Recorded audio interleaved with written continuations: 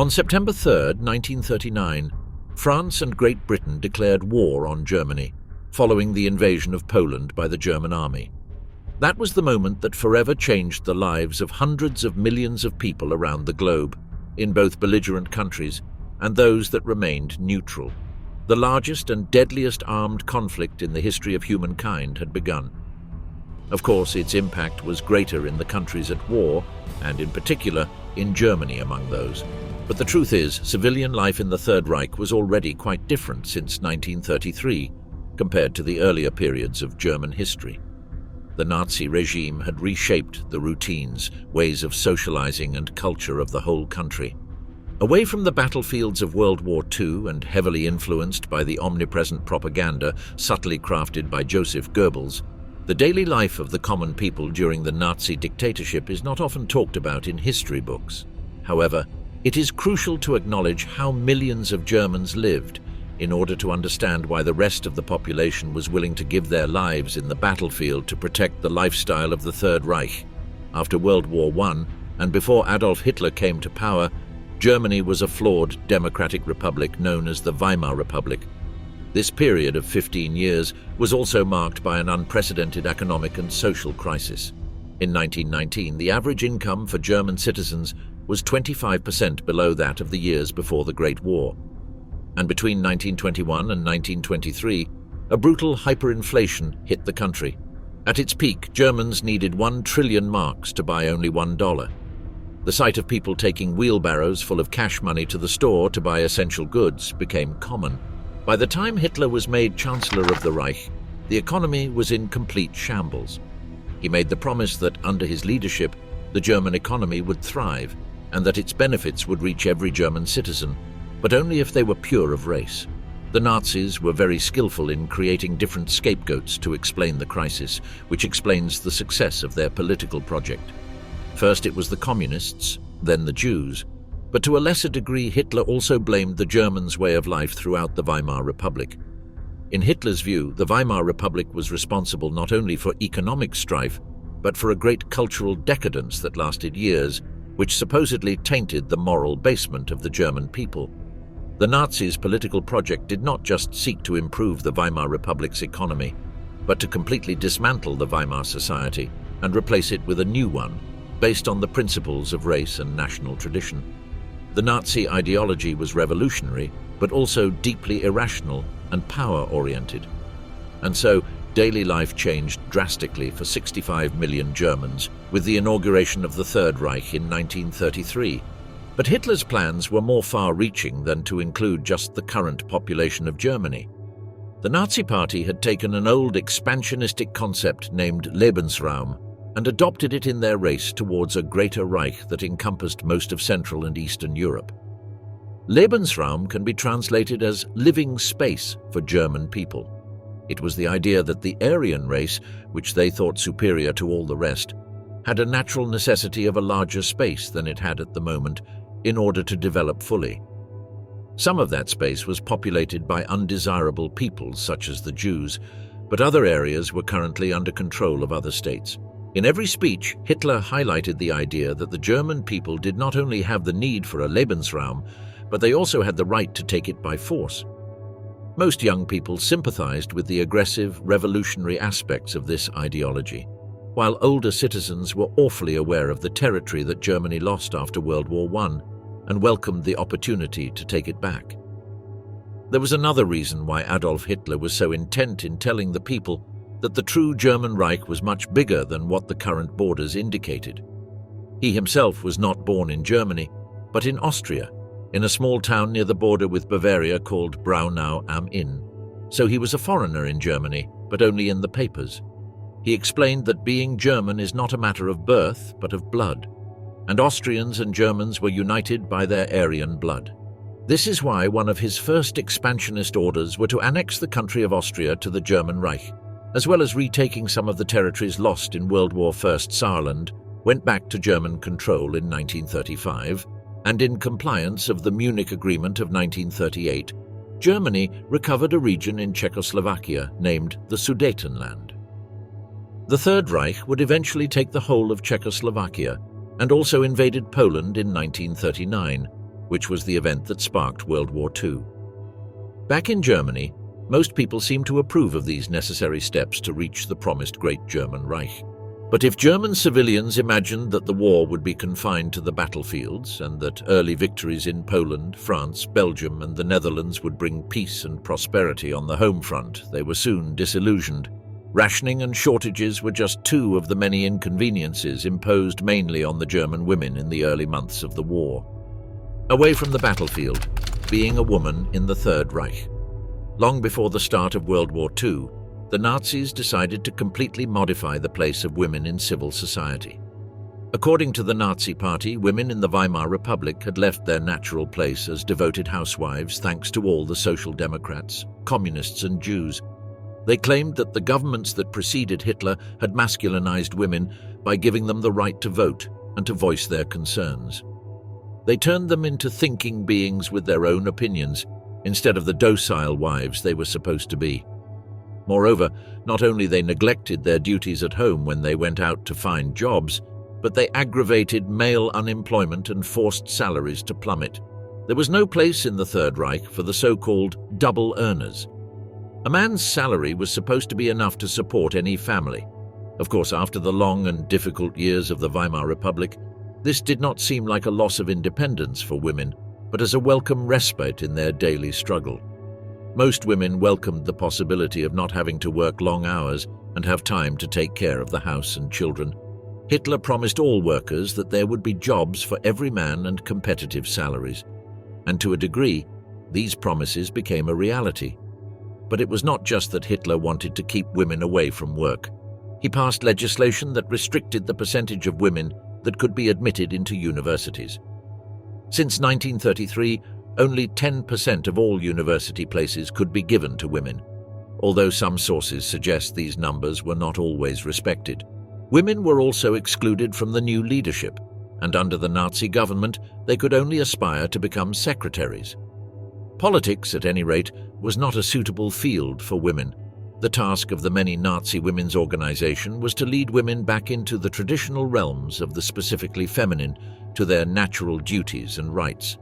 Thus, the first step in the effort to create jobs in 1933 was to ease out women from the labor market and the universities. The introduction of marriage credits and child bonuses was part of the anti-emancipation campaign.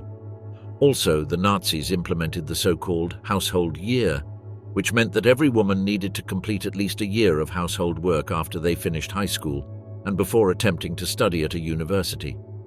But with the growing labor shortage after 1935, the paradoxical nature of these efforts became obvious, above all in regard to unmarried women.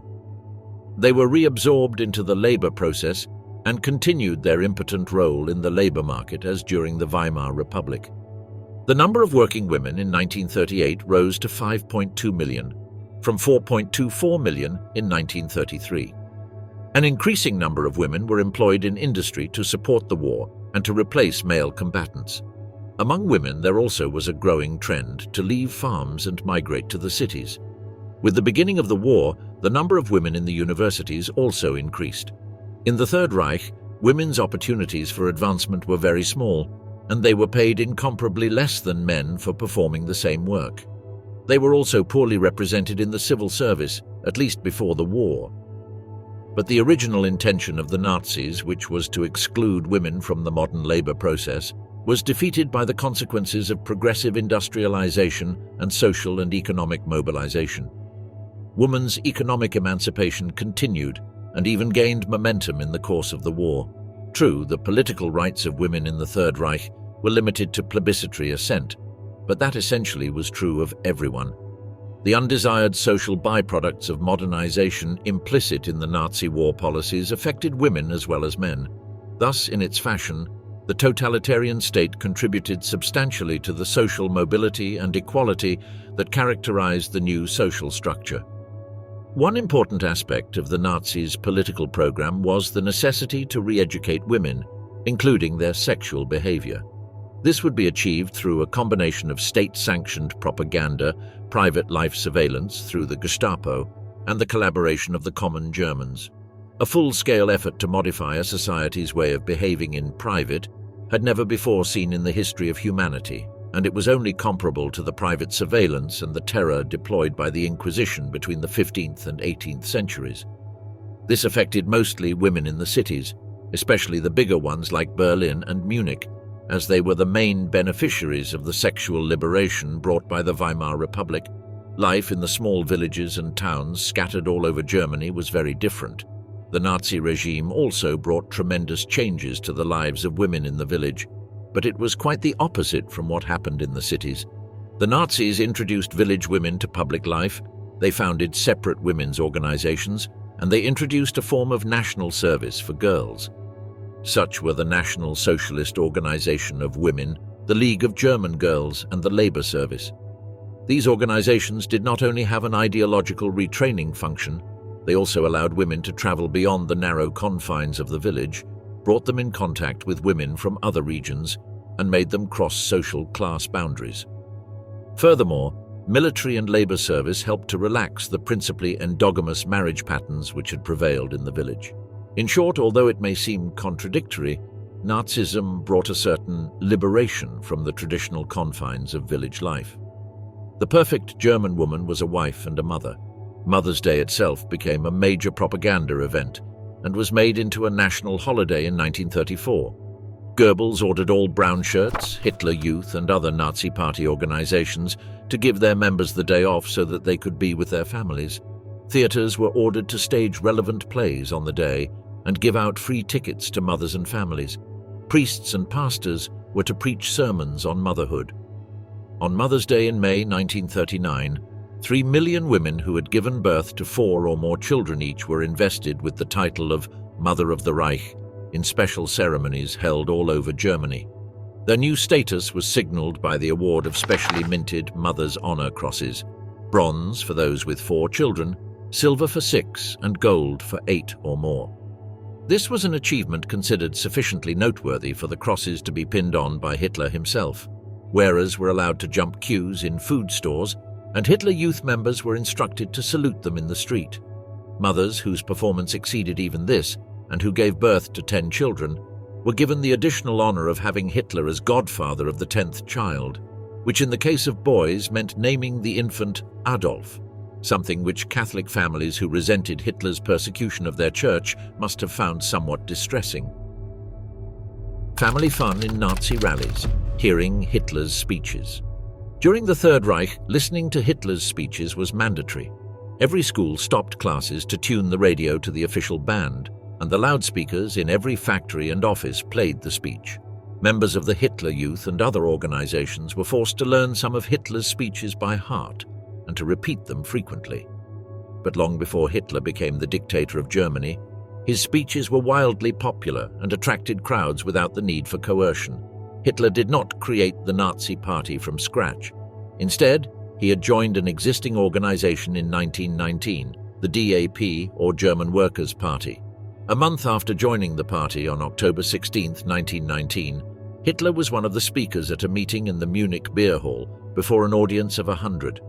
Soon he was also invited to speak before nationalist groups outside of Munich, as for example in May 1920, when he addressed a rally of the German National Defense and Offense League in Stuttgart. The first real mass meeting, held on February 24, 1920, at Munich's beer hall, proved to be a milestone. By then, Hitler had begun to make a name for himself as the party's foremost propaganda speaker. The nominal main speaker was a nationalist physician, but it was Hitler who played the leading role in the organization of this meeting and who announced the 2 major events: a new party program consisting of 25 points and the change of name to National Socialist German Workers' Party. The name change was intended to differentiate the German Workers' Party from the rest of socialist parties. Its socialism was meant to combat Bolshevism among the working class in an attempt to win the support of politically influential social circles. The mass meetings were the true beginnings of the popularity of Hitler and the consolidation of Hitler's dictatorial position within the party. Moreover, the real party's founder and nominal chairman, Anton Drexler, held an outside job and therefore could not devote as much time either to the party or to his career as propagandist as his indefatigable colleague Hitler, who did not have any job. In his determined mind, being a politician was his job, which meant that he had nothing to lose and much to gain. Hitler attended almost every important meeting of the party and gained importance within it. Hitler, Goebbels, Julius Streicher, and other early Nazis would tour the entire Germany and Austria, holding increasingly popular rallies. At first, they used to book theaters and halls, but soon they began holding the rallies in public squares, due to the large crowds that sought to listen to the speakers. The Nazis would be escorted by large groups of brownshirts, the attack group of the party. Sometimes, the brownshirts arrived a day earlier and marched on the streets, chanting and yelling anti-Semitic slogans. On 30 August 1935, Julius Streicher held a rally in Hamburg. The day before, 2 lorry loads of brown-shirt stormtroopers drove through streets known to be inhabited by Jews, throwing blazing torches onto the road with chants of "Let the Jews perish." Hamburg party members were told that attendance at the rally was compulsory. A massive advertising campaign offered tickets at 10 Reichsmarks apiece to the unemployed. Jobless people were one of the main targets for Nazi recruiters, as they were the ones with more to gain from joining the party, and also they had nothing to lose. 20,000 people attended that particular rally. Many of the attendants wore SA, SS, Hitler Youth, Labor Service, or other uniforms. They were strategically placed in the audience to lead the applause at preordained points in Streicher's speech. It was common for riots or episodes of violence to erupt right before or after the rallies, but without a doubt, the best and most successful speaker of the Nazi Party was its leader, Adolf Hitler. Wildly popular, he wrote his own speeches, and he frequently engaged in lengthy and exhausting tours around Germany, speaking, meeting officials, and carrying out his ceremonial functions as head of state. Hitler was known for his commitment to public speaking, and while his style was often assertive and feisty, he was flexible enough to gauge the audience and modify his speech accordingly. In fact, his rallies were frequently attended by entire families, who wanted to be closer to the leader and gain insight into his plans for the country. Hitler Youths and SS members would greet families and gift small red flags with a black swastika to kids so they could cheer for the leader when he spoke. Official parades and commemorations were incredibly massive, and it was expected that every family attended wearing their best clothes.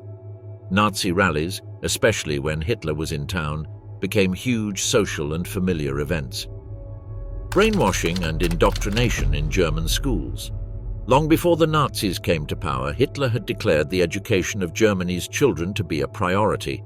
But after 1933, when state schools came under the control of the dictatorship, it became clear that it was not education that Hitler had in mind, but indoctrination.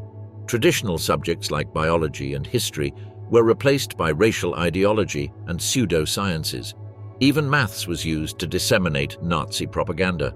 Pupils were frequently asked, for example, how much money could be saved if the state eliminated the 300,000 mentally ill people in care at the cost of 4 marks a day.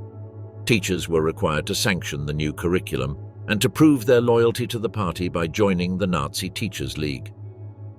Founded in April 1927 by a schoolteacher named Hans Schemm, the League increased its membership rapidly from 12,000 at the end of January 1933 to 220,000 by the end of the year, as teachers scrambled to secure their positions by this obvious manifestation of their loyalty to the new regime. By 1936, fully 97% of all schoolteachers, some 300,000 in all, were members. The remainder were forced to leave their posts. 1/3 of female teachers had been compelled to take early retirement in the year Hitler came to power in order to fulfill their primary role as homemakers and mothers.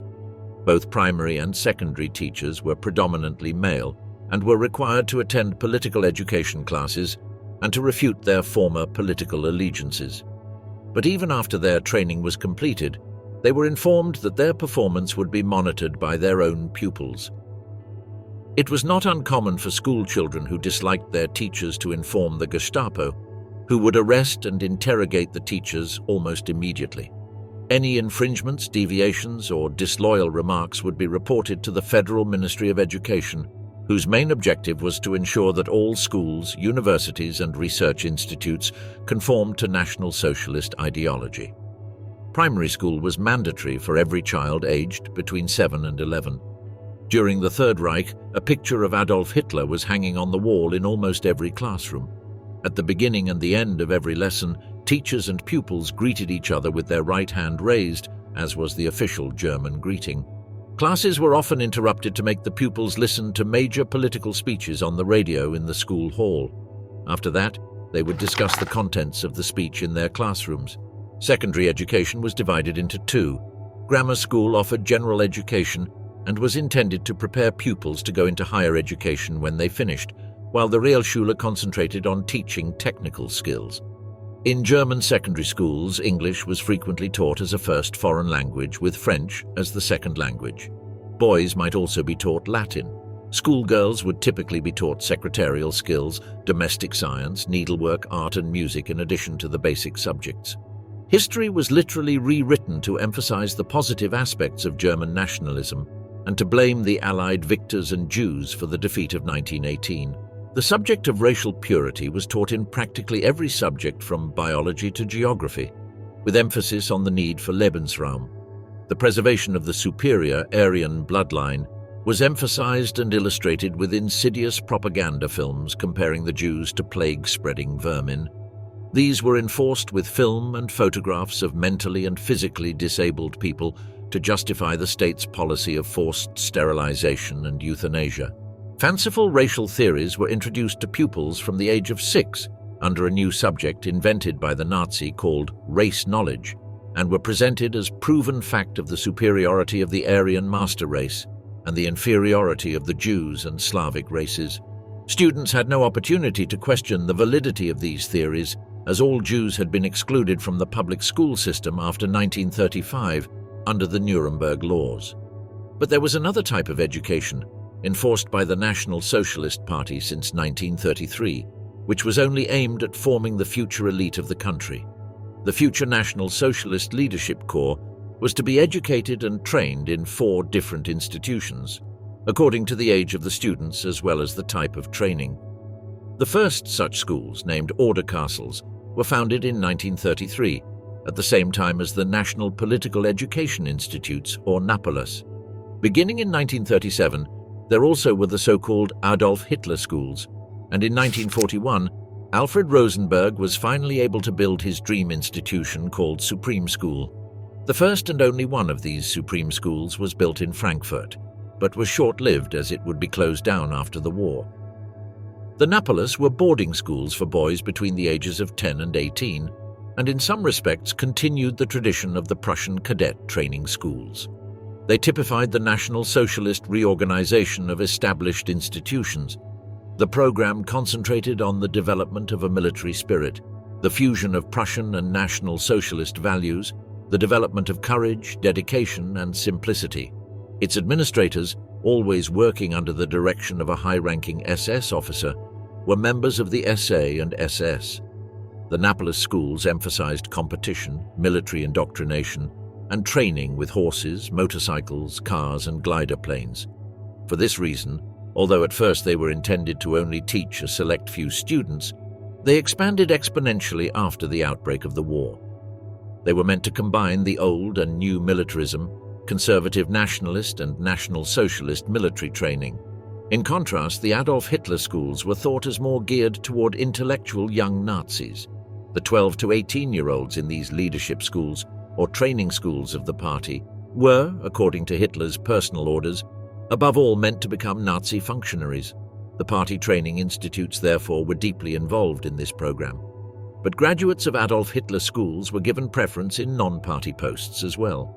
In the end of the war thwarted Hitler's dream of imposing a network of specialized schools, and none of the pupils of the Napoles, the Adolf Hitler schools, or the Supreme School in Frankfurt became party leaders. The swing movement, heirs of liberation. An interesting cultural phenomenon known as the swing movement appeared in nightclubs in the mid-1930s and quickly spread to almost every large and medium-sized German city. Swing clubs, especially in Hamburg in the 1940s, attracted young people from the upper echelons of Nazi society who experienced a romantic desire for adventure and a certain nonconformism towards the rigidity of regime life. Swing was a predominantly upper-class movement and was influenced above all by English culture. swing boys and girls gathered in cocktail bars and nightclubs, and sometimes organized parties in their own family homes. They chose pretentious, provocative clothing, flirted openly, and danced wildly. The boys wore tailored suits, often of a smart tartan, sport coats, felt hats, white silk scarves, closed umbrellas, and long hair. The girls wore heavy makeup, painted their nails, wore short skirts for the time and sexy blouses, and also let their hair grow long. Party authorities regarded this youth movement with astonishment, but also with caution, since it was an upper-class movement. The Nazis disliked its English influences and its overly global character. They also resented its cult of sexuality and scruffiness, its tolerance or indifference to Jews, and its fondness of American music, which, according to the Nazi leadership, was of black and Jewish influence. The first ordinance banning swing dancing was enacted in the city of Düsseldorf in November 1937, when the Bay Tony cocktail bar was forced to prohibit swing dancing. Other municipalities were encouraged to take similar measures over the next 2 years, so that by the summer of 1939, swing dancing had been effectively banned in most German cities. The decision by the municipalities was not an easy one, considering that it was one of the few times that Aryan Germans from wealthy or professional backgrounds were affected.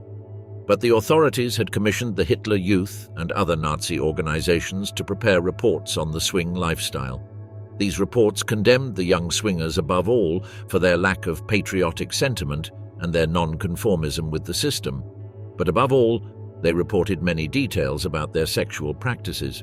These practices were, for the Hitler Youth, against the ideal way of life. That is to say that they perverted the true German Aryan feeling, and that is why it was necessary to fight them. The reports stigmatized the young swings in their sexual preferences.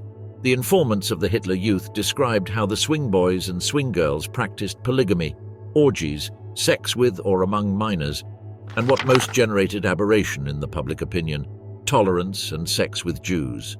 Clearly, the swing lifestyle, in a context of war against England and the United States, went against the nationalist sentiment proposed by Nazism. In spite of being a movement of high class and not being accused of Jewish or communist origin, the main axis of criticism towards the swing was the sexual promiscuity. But again, this was a secondary concern, the main one being that the swing movement was tolerant towards the Jews. The Gestapo, when it came to adolescent sexuality, was much more concerned about the Jewish involvement than the promiscuity factor. The counter to the swing movement were the young people of the Hitler Youth. To swing boys and girls, the Hitler Youth were seen as boring kids, too obedient to the rules, and tried to avoid them as much as possible.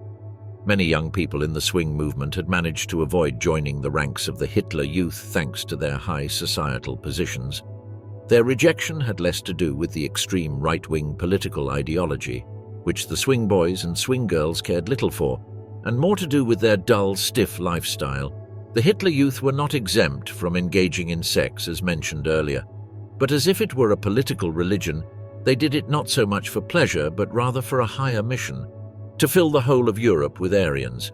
In other words, sex for the Hitler Youth did not mean the pursuit of individual pleasure, but rather the fulfillment of duty. They had an almost military view of sexual practice. The battle for work, construction, productivity, and job benefits. On 27 June 1933, Hitler's government issued a law authorizing the building of a new type of road, the motorway or autobahn. These dual carriageway roads would link Germany's major cities with one another, establishing a communications network that would allow citizens and freight to be transported with unprecedented speed and directness across the land. Unknown to many people, Hitler was an enthusiast of the automobile. He considered traveling by car to be an aesthetic experience, much superior to taking a train or a plane. Thus, the new motorways were going to be built along scenic routes, with laybys for travelers where they could get out of their vehicles, stretch their legs and admire the German countryside. For Hitler, they even fulfilled a racial purpose, linking modern Germans to the authentic woods, mountains and fields of their native land, and expressing the Nordic race's delight in the adventure, speed and excitement provided by modern technology. By May 1935, the first stretch of Autobahn from Frankfurt to Darmstadt was open. 3,500 kilometers were completed by the summer of 1938. The motorways were perhaps the most durable of the propaganda exercises mounted by the Third Reich. They survived to the present day. Hitler took a close personal interest in the routes the motorways followed, intervening on occasion to redirect them when he thought they were not going by the most picturesque route. He also insisted on personally approving the design of bridges and service stations. Many of these were bold examples of modernism, and Hitler gave the task of designing them to architects rather than to engineers. The former head of the Bauhaus, Mies van der Rohe, even submitted plans for 2 of the service stations. However, few people had the means to enjoy the German motorways before 1939, since Germany was one of the least motorized societies in Europe. In 1935, only 1.6% of the population in Germany owned motor vehicles, compared to 4.9% in France or the staggering 20.5% of car owners in the United States. This is why, in his speech at the Berlin Motor Show, Hitler announced not only the inauguration of the motorway building program, but also the promotion of motorsports and the reduction of the tax burden on car ownership. The result was a 40% increase in the number of workers in the motor vehicle industry from March to June 1933 alone. Motorcar production doubled from 1932 to 1933 and again by 1935. Well over 250,000 cars were now being produced every year, and prices were much lower than they had been at the end of the 1920s. Cars embodied an important part of Hitler's technological vision of Germany's future, which encompassed car ownership on an almost universal scale. Already in the 1920s, he talked about the motorization of Germany with those who visited him at Landsberg prison, and by the early 1930s he was drawing rough sketches of a small family vehicle that would sell for less than 1,000 Reichsmarks, and so be within reach of the vast majority of the population. Meeting with skepticism from the mainstream motor industry, Hitler secured the collaboration of the racing car engineer Ferdinand Porsche, whose prototype design was ready by the end of 1937. At Hitler's personal insistence, the car's production was funded by the German Labour Front, the Nazi Party's successor to the trade unions, which built a vast new factory to produce the car. In this way, the dominance of the American-owned Opel and Ford over the small car market in Germany would finally be broken. Hitler called this new car the People's Car, or Volkswagen in German. In public speeches, he also called the Volkswagen the Strength Through Joy car, imagining up to 1 million models a year rolling off the production line, and a huge advertising campaign was launched to persuade workers to put aside part of their wages to save up for one, with the slogan, "A car for everyone." The campaign was a huge success, not only thanks to the publicity, but also because workers were already enjoying better wages than before. Creating a motorized society was not just a grand technological vision for the future. It was also intended to produce more immediate benefits. It was calculated that building the motorways could provide employment for 600,000 men, not just on the roads themselves, but also in all the industries that supplied the basic materials for their construction. By June 1935, there were some 125,000 men working on motorway construction alone, so the program did indeed create jobs, though fewer than many supposed. The Nazis had gained their stunning electoral successes of the early 1930s on the strength of their promise to pull Germany out of the catastrophic economic depression into which it had fallen. 6 million people were registered as unemployed in January 1933. 20 million Germans had jobs in 1929. By January 1933, the number had fallen to 11.5 million. Getting Germany back to work was the most immediate priority announced by the coalition government that took office under Hitler's chancellorship on 30 January 1933.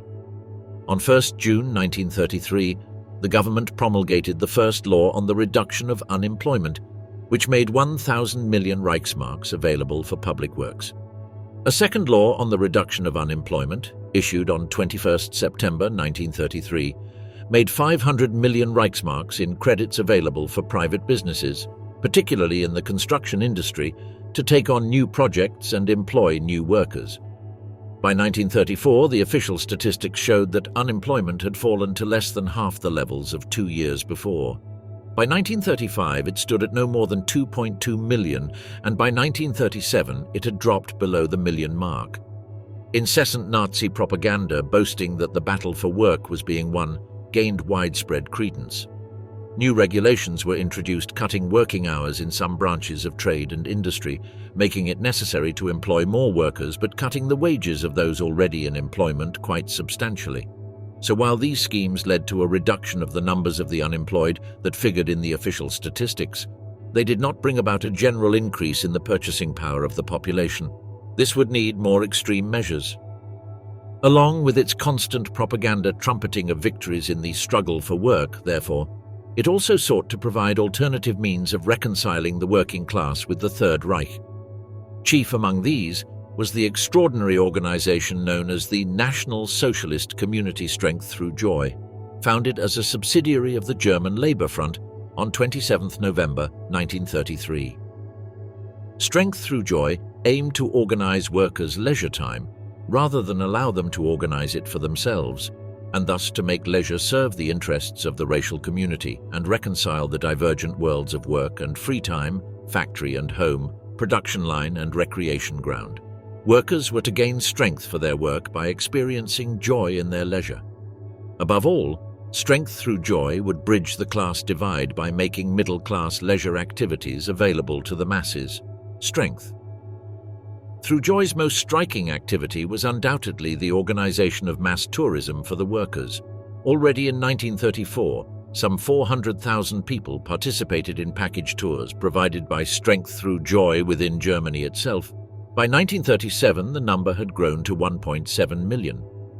In 1939 alone, 175,000 people went to Italy on such organized trips, a good number of them traveling on cruises.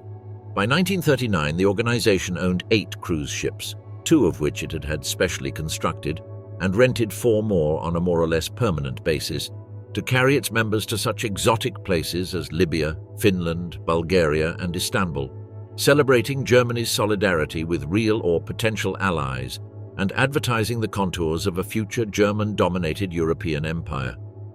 Millions of workers who took part of these organized trips had never before gone on vacation. Strength Through Joy was able to offer heavily discounted leisure activities that were within the financial reach of many workers and their families. By 1935, over 3 million people were taking part in its physical education and gymnastics evenings, while many others took advantage of cheap access to tennis, sailing, and other sports that were previously only for the upper classes.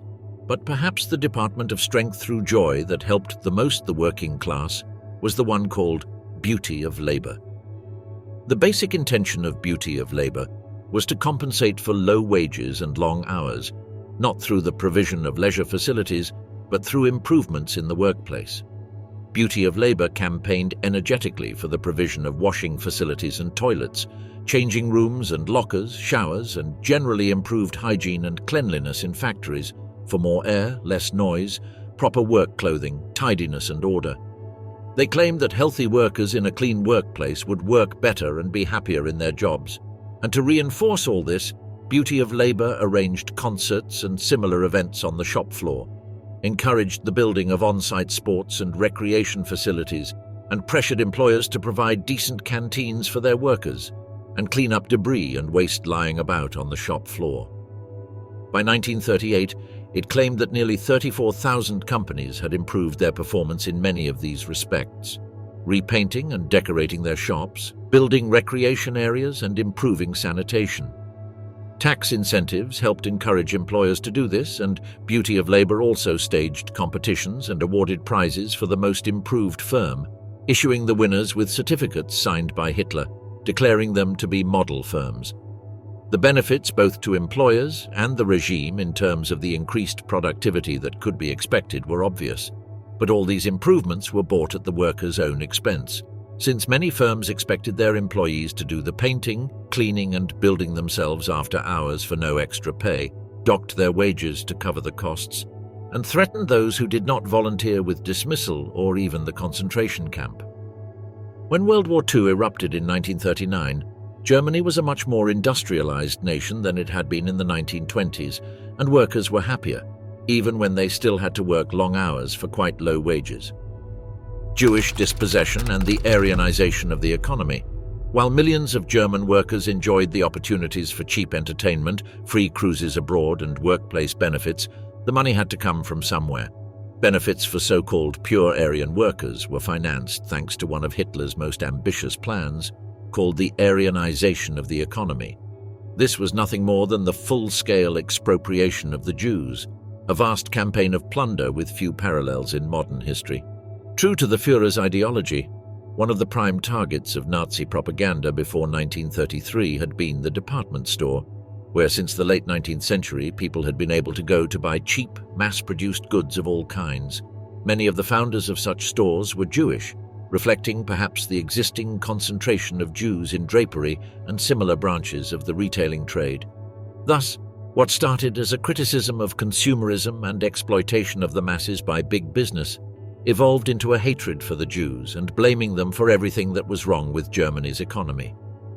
Point 16 of the Nazi Party program appealed directly to small shopkeepers in 1920 when it demanded the immediate nationalization of the big department stores and their renting out at low prices to small businessmen. In March 1933, brown-shirt stormtroopers broke into a branch of Woolworths in Gotha and trashed the entire store. Violent attacks were launched on a number of department stores, irrespective of their ownership. In Braunschweig, the restaurant in a local department store was shot to pieces by brown-shirts armed with pistols. Less dramatically, there were many demands in the first months of the Third Reich to close down the department stores or tax them out of existence. But the Ministry of Economics and the Nazi leadership quickly realized that closing down enterprises that employed thousands of people would seriously damage the battle for work. The boycott of department stores illustrated in microcosm how the Nazi Party's priorities had changed since 1920. Starting off with a pronounced anti-capitalist message, they had abandoned it under the influence of economic necessity and then substituted it for a determined drive to remove the Jews from the German economy. The department stores themselves did not disappear. Indeed, the campaign against Jewish owners opened up new opportunities for non-Jewish companies to expand their operations.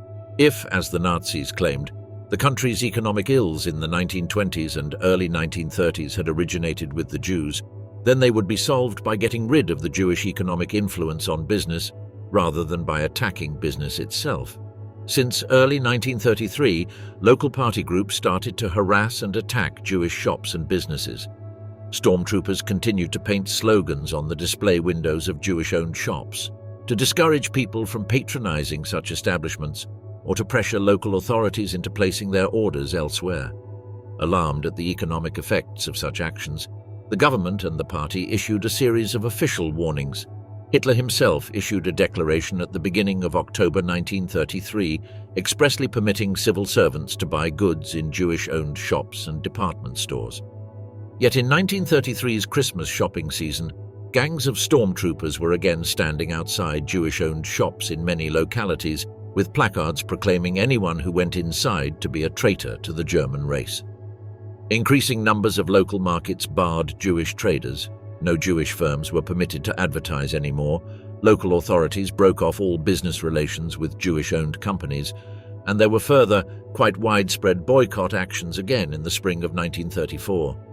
Violence often accompanied such events, ranging from the smashing of Jewish shop windows to a bomb attack on the synagogue in Ahaus, Westphalia. From 1936 onwards, blaming the Jews for financial distress gave way to the next part of the plan: dispossessing them of their wealth in order to fund party activities, keep the workers happy and start the arms race that would allow Hitler to conquer half of Europe in just a few years. Ministerial discussions on anti-Jewish economic measures continued through 1936, leading to laws passed at the end of the year, making the transfer of Jewish-owned funds abroad illegal. A number of prosecutions followed, leading to numerous prison sentences. The mere suspicion that someone was about to transfer funds was enough under these laws to cause their confiscation. It provided the legal pretext for a growing number of expropriations over the following months and years.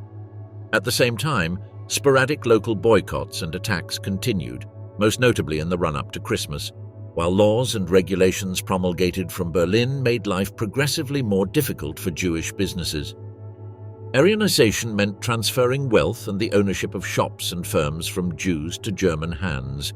To expedite matters, Hermann Göring and the Interior Ministry issued a decree on 26 April 1938 forcing every Jew or non-Jewish spouse of a Jew to declare all assets held at home and abroad over the value of 5,000 Reichsmarks, following this up with internal discussions on the ultimate exclusion of the Jews from the economy altogether. Further orders barred Jews from acting as auctioneers, from possessing or selling arms, and from signing legal contracts. By this time, pressures on Jewish-owned companies had become irresistible. Many Jews opted to leave the country while they could, taking few things with them. They might not have known this in 1938, but they saved their lives in the process. There were nearly 800 Aryanizations between January and October of 1938, including 340 factories and 22 private banks. The pace was now increasing and eventually gave way to the final solution, the extermination of all Jews and the expropriation of all their belongings and assets. Aryanization did indeed offer many opportunities to non-Jewish businesses and businessmen to enrich themselves. Many eagerly grasped them. At the very least, when Jewish businesses went into liquidation, non-Jewish businesses in the same branch of the economy could congratulate themselves on losing some of the competition. This was true at all levels. Was there a political opposition? The imposition of a police state in Germany meant that every man and woman was under surveillance and could possibly face legal problems depending on what they did and said, both in public and in the privacy of their home. The Nazis had made a concerted effort to win over the hearts and minds of the population, ingratiating themselves with every section of German society and making promises they had no intention of keeping. They had also mastered the art of political propaganda by staging mass rallies and marches that emphasized their unity and fanaticism, but which gave a false impression of their popularity. While this was accepted by many as a necessity and a small price to pay for economic stability and the benefits of the German welfare state, others would find it hard to stay silent every day. The regime outlawed all other political parties and Catholic youth organizations. All public and private institutions needed to conform and adapt to Nazi ideology. Young boys and girls in high school had to sign a declaration of allegiance to the new regime starting in 1933.